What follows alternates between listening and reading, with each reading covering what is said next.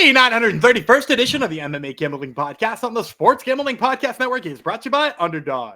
Underdog is hooking up new customers. Play just $5 and get $100 in bonus funds when you sign up with promo code MMA SGPN.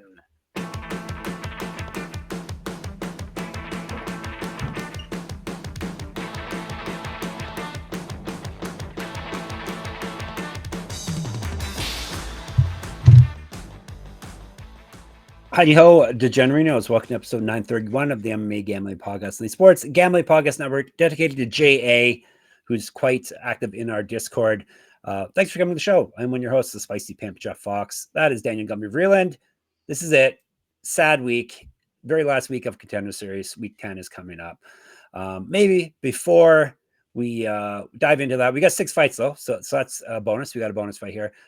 Maybe recap the last week. You went 3-2. Did you have any dogs? I had one underdog. Díaz in the second fight wound up being an underdog. You made money. Now we actually wound up short money just a little bit. I think we were down 0.2 units. Really?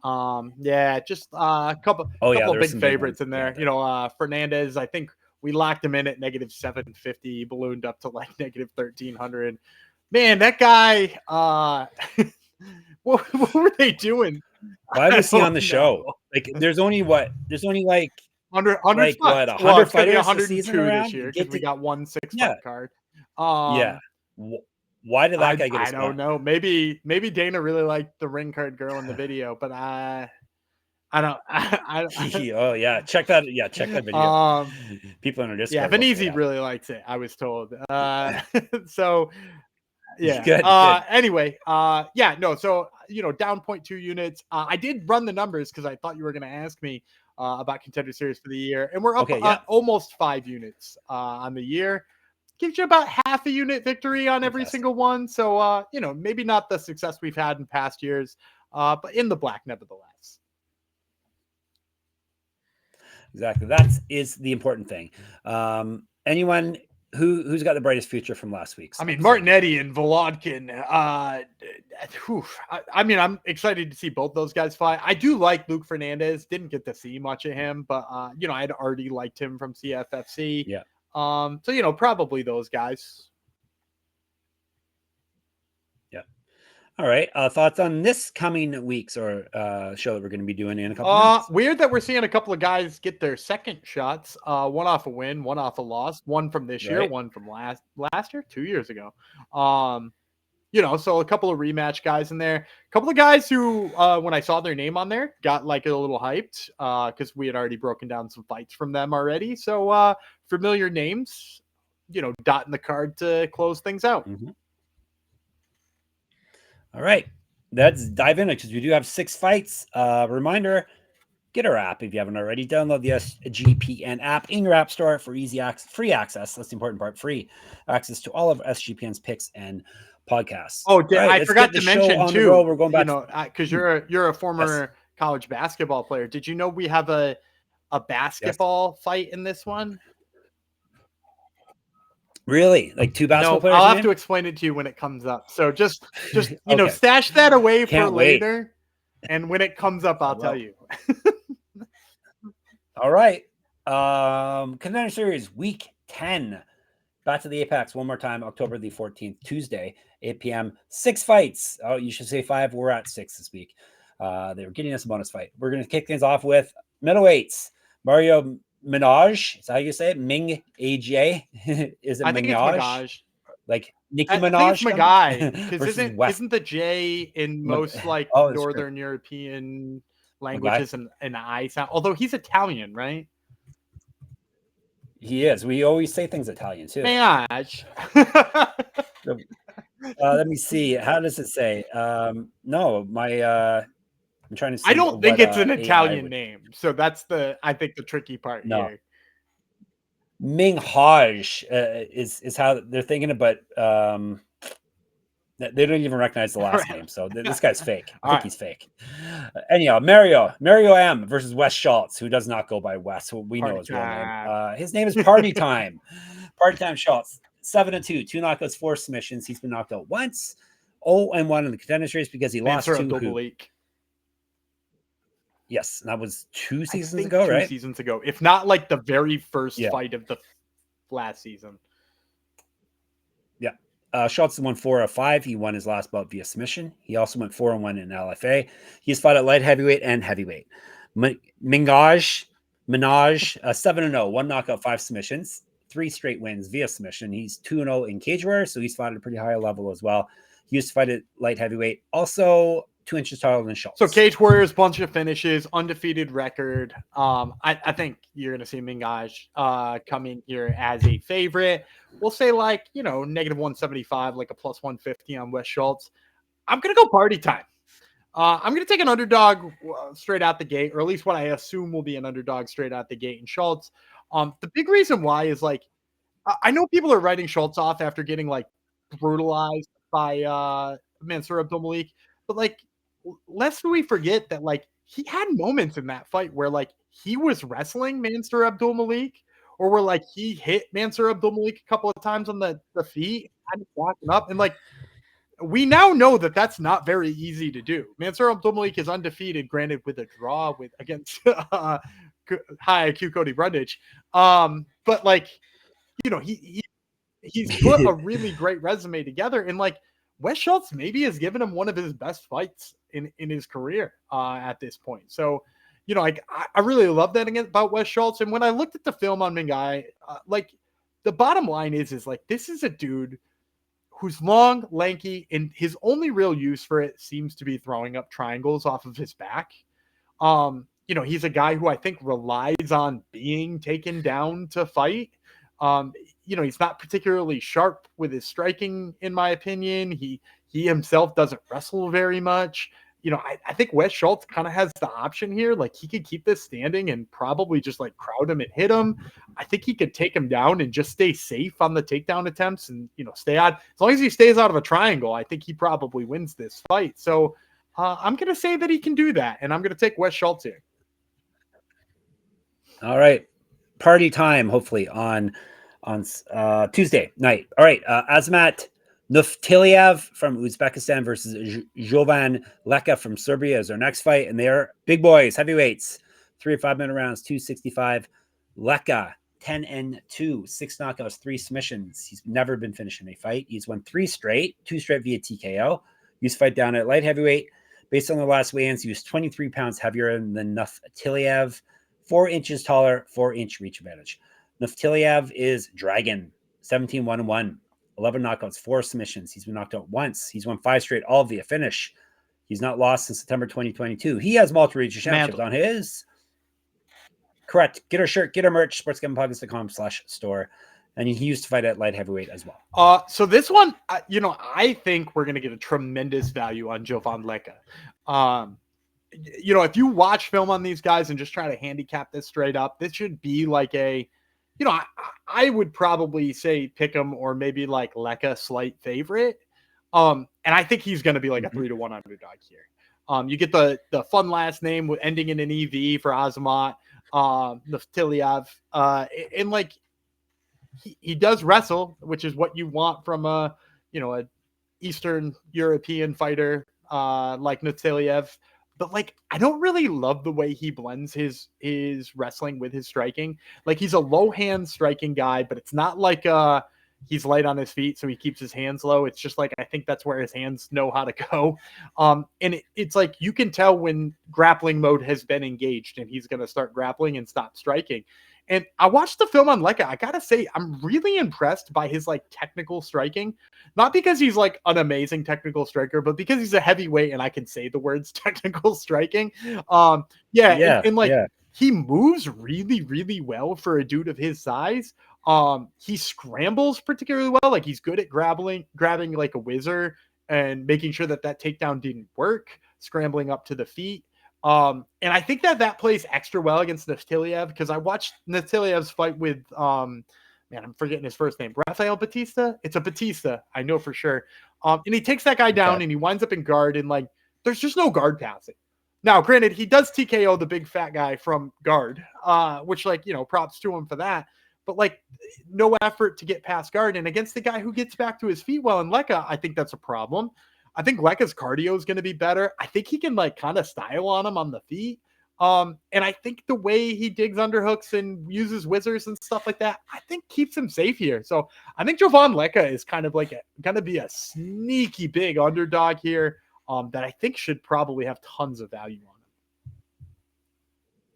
All right. I like to hear that. 17% yeah. on Topology. Okay, so maybe not all the way up to 300. That's enough people who it might be like 275. All right. We'll take it regardless. All right. Before we get you more winning plays, we're brought to you by MyBookie.ag. MyBookie is your place to bet on football and everything else. Their prop builder is second to none.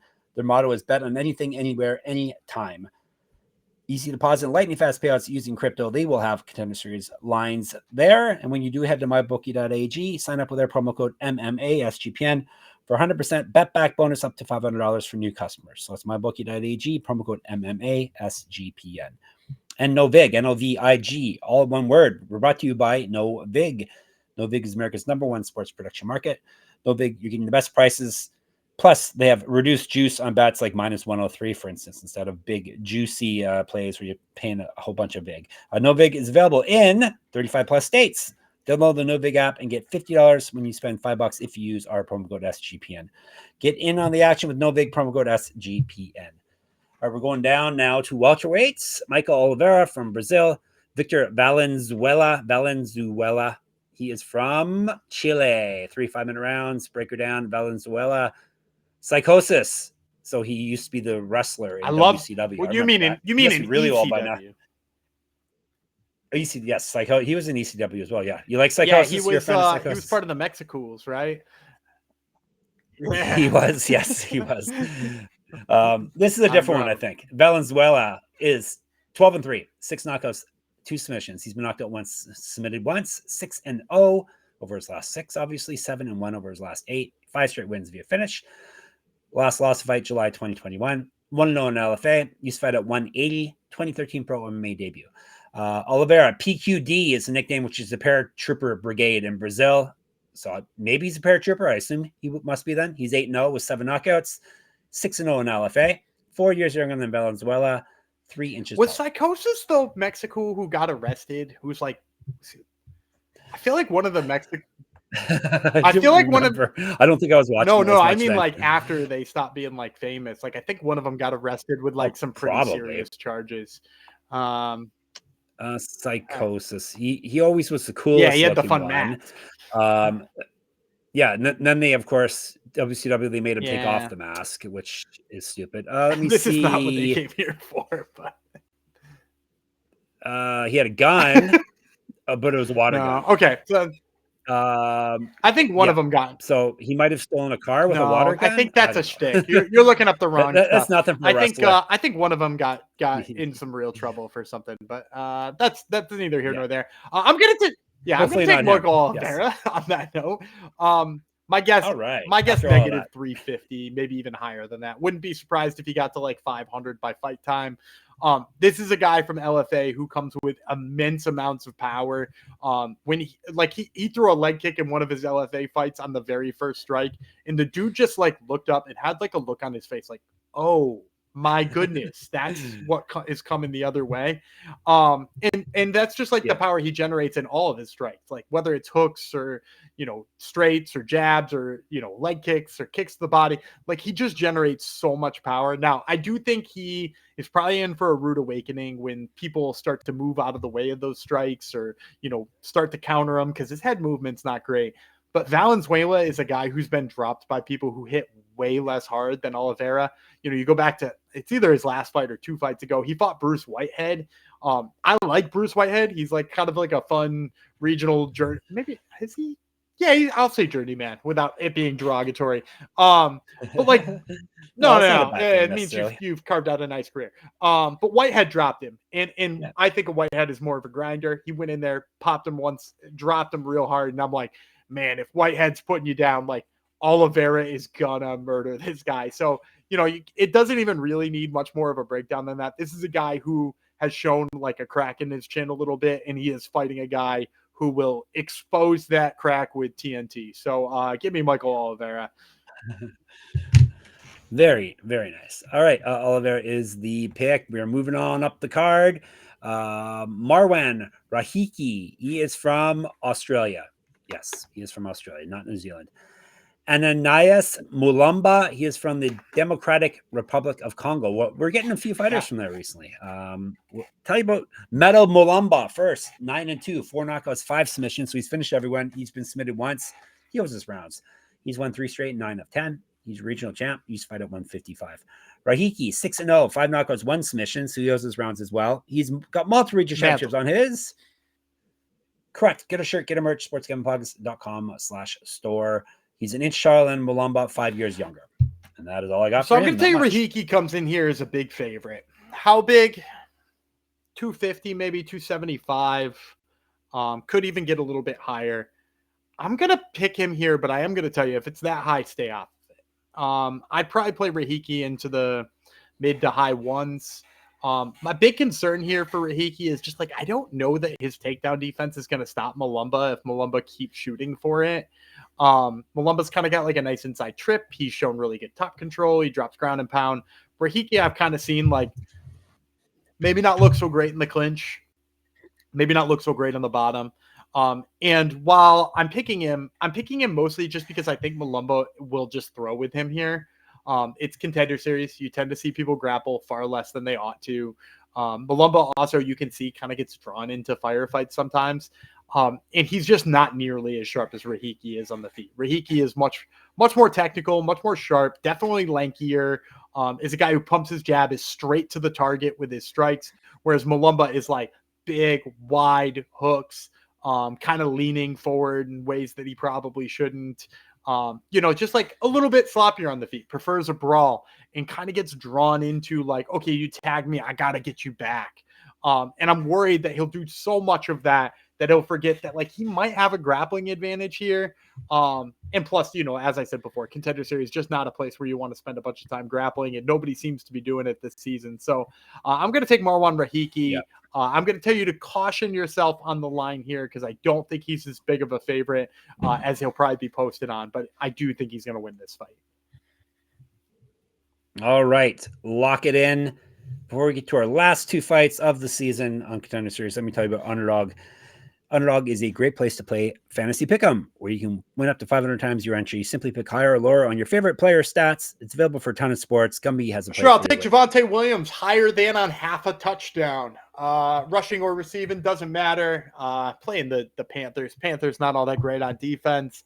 And Javante's been running wild in the first few weeks. So give me Javante Williams higher than half a touchdown. All right. Underdog's got a brand new offer for new customers. Play just $5 and get $100 in bonus funds when you sign up with our code MMASGPN. And Rhythm, RITHMM. Rhythm is crushing it in college football and NFL with picks and props. They went 8-2 on passing props in week 5, and 5-0 on Dylan Gabriel debut props. I know he plays for the Browns. Almost to the Rams. Rhythm is also giving away weekly cash prizes just for tracking your bets in the app. Track 5 bets of the same type from any model you build, and you can win $1,000. Gumby. Yeah, I'm going to take the Cowboys laying 3.5, playing the aforementioned Panthers. I don't think the Panthers are good. Cowboys kind of got it going with their defense last week. Got to the quarterback a little bit against the Jets. I expect them to do more of that this week. All right. Use promo code SGPN25 when you download the Rhythm app for 25% off your first month. So download Rhythm, RITHMM, and use promo code SGPN25. All right. Next, Juan Díaz from Peru versus Juan Kwon from This is our basketball fight. Do you know why? Okay. Because they're going to have a little one-on-one. Oh, my God. That's horrible. You came up with that? Is that yours? Fantastic, Gumby. So great. They're fighting at bantamweight. Gumby's a funny guy, isn't he, everybody? There's our title. It was going to be Mexico, but I think it's got to be one-on-one. Let's tell you about the first. Kwon is a pretty boy. 14-5, 12 knockouts, 1 submission. He's been knocked out twice, submitted twice. 3-1 over his last 4, 6-2 over his last 8. TKO loss in his last bout. 9-5 and 1 championship. So he has fought at the highest level of all time. He's fought at 145 and 155, 2014 Pro MMA debut, an inch taller than Díaz. Pegajoso is Díaz's nickname. Clingy. That it means sticky. 14-1-1. Sticky. Sticky, clingy. Yeah. Yep. 14-1-1, 4 knockouts, 2 submissions. He has never been finished in a fight. He's won 7 straight. He's last lost a fight October 2021. He's regional champ. 1-1 is pro grappler. 3 years younger than Kwon. So I expect Díaz to be the favorite here.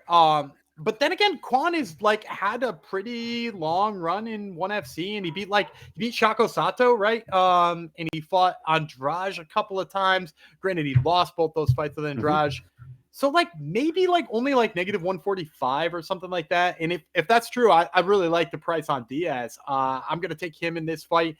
I think the big reason for me is so he's really good at picking opponents apart. I think maybe his largest flaw is that he's like not as aggressive as he ought to be.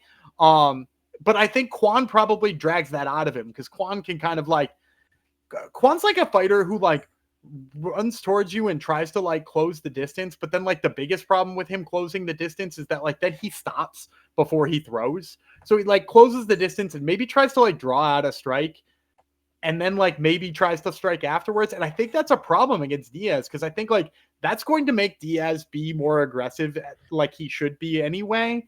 And in all of that, like I don't think he's going to land as much because Díaz is kind of crafty. Now, I would like to see Díaz be a touch better on defense. But between the fact that I think he is so sharp with the hands, I think Kwon's going to let him be first. I also think Kwon's chin is questionable, and Díaz has probably got a jiu-jitsu advantage. Again, like with our last fight, we said, I don't know how much we want to talk about the jiu-jitsu advantage here, so many people not leaning into it. But like we've sort of seen Kwon suffer with that a little bit, and Díaz is he's sharp when it makes it to the mat. He doesn't always go there first, but he is real sharp when he makes it to the mat. So I'm going to lean on Díaz here. I'm going to say, again, probably in the low 100s, hoping that ONE FC experience kind of drags us down. Oh, it should. You can't get much better than ONE FC. And it's just like, and it's a basketball thing too. So maybe, we get some half numbers there, like in basketball. You're really pushing the basketball. It's really funny. I thought of it and laughed to myself. It's really funny. Main event, light heavyweights. What a shock. We got light heavyweights. Freddy Vidal, he is from the United States. Levi Rodrigues from Brazil, because I said Rodrigues. That's the giveaway. Rodrigues is Baby Monster. That's a good nickname. Maybe that'll be my new nickname. 5-0 with 5 knockouts, 3-0 in LFA. Used to fight at heavyweight. Now he's a baby monster. He was a monster then. 2 years younger than Vidal. Vidal is the Barbarian. There, once again, nicknames match up. The Barbarian versus Baby Monster. Very good. He is Vidal 4-0, 2 knockouts, 1 submission. He has fought on Contender Series before and won earlier this year. Won 3 straight fights. Right. Get another shot. 3 straight fights via finish. He's won 3 straight via finish. He's missed weight in his last fight, hence no contract. 2 inches taller than. Yeah, not only missed weight in that fight, but like it was the sloppiest fight I think on Contender Series this year. It was like really ugly. And I know it was on short notice. I know he only had like 3 days. I know he didn't make weight, so he's probably tired that way. But like, I just don't think he's ready for this level yet. And that's like, with that being said, I think he might be one day, but he's only 4-0. It's clear that he's got some like issues with his striking that aren't real sharp yet. His jiu-jitsu was good in his last fight, but like his positional jiu-jitsu and his wrestling wasn't great. And for those reasons, I'm going to take Levi Rodrigues. I personally have had some issues with him as well, but like not as many issues as Vidal. He can absolutely crack. His last win came by a real vicious knockout. When he is on top controlling a fighter, he's got pretty good top control, which sort of is what I needed to like give me the faith that Freddy Vidal won't pull off the same crap he did last time. He does have a little bit of weakness, I would say, in his defensive striking, particularly like somebody threw a whole bunch of leg kicks at him. I think he'd just eat them all because he's kind of heavy on his feet. But Vidal, as I just mentioned, it's like he looks like a lot of Serra-Longo fighters when they first start. Like he's clearly got a good jiu-jitsu base and like came from that background. I mean, I even think he's a high school wrestling coach, if I'm remembering from the last Contender Series fight correctly. But it's like the striking comes around when it comes around, it's really rote to start. It's like really, you can predict the types of combinations he's going to throw. You can predict the strike he's going to throw in the moment he's going to strike it. Even if you're you're not like super familiar with it. You're just like, he gets in a rhythm and you can be like, oh, here's this again. Here's this again. And I think against Levi Rodrigues, that's a problem because I think he just gets smacked with a mean hook on the return. And if not, like, he's got to make this dirty. He's got to tire him out. He's got to work in the jiu-jitsu. And, he's fighting a Brazilian who's pretty damn good at jiu-jitsu himself. So I'm going to take Levi Rodrigues. I do think we'll probably see Freddy Vidal down the road sometime. But I do just think he needs like half a dozen more fights in like somewhere like CFFC or LFA.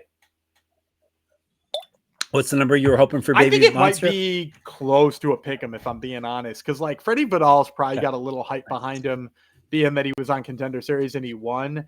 He's also a Sarah Longo guy. That helps. He's undefeated. That helps.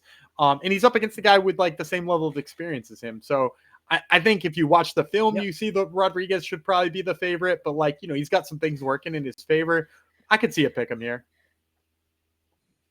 All right. Excellent. Let's recap. He's got Rodrigues. He's got Díaz. He has got Rahiki. He has got Oliveira. He's got Leka. He has got Party Time, Schultz. And you're set. Contender Series. Come bid it farewell with us in the Discord, sportsgamblingpodcast.com/Discord. You can hit us up in the comment section of YouTube, MMA Gambling Podcast. Thank you, everyone, for commenting and subscribing, watching our videos, liking it, all that good stuff.